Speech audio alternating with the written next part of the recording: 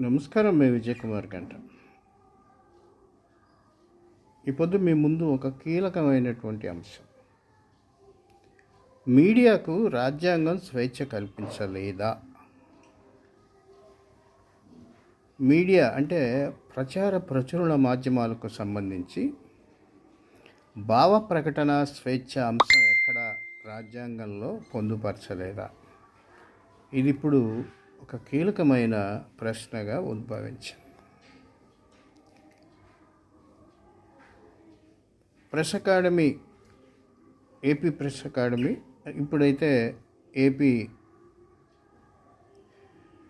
Media అకాడమీగా పిలువబడుతుంది. CR media academy chairman Alapati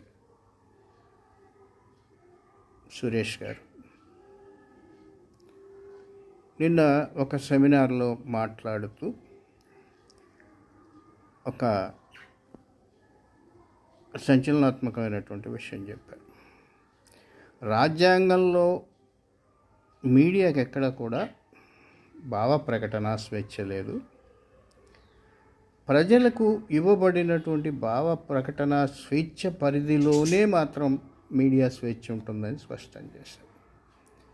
ఒక విధంగా ఇది ఆలోచించదగినటువంటి అంశం. మీడియాకి రాజ్యాంగం రక్షణ కల్పించినప్పుడు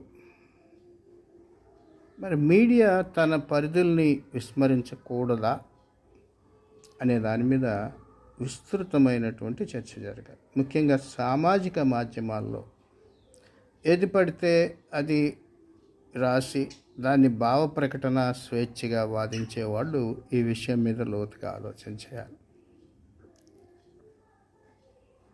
ఎందుకంటే మీడియాకు రాజ్యాంగం స్వేచ్ఛ కల్పించలేదని మాట్లాడినటువంటి వారు సామాన్యమైనటువంటి వ్యక్తిగా సీనియర్ జర్నలిస్ట్ అయిన, పైగా ప్రెస్ అకాడమీ చైర్మన్, ఎంతో అనుభవం ఉన్నవాళ్ళు, పాత్రికేయ ఉద్యమాల్లో కీలకంగా పనిచేస్తున్నటువంటి.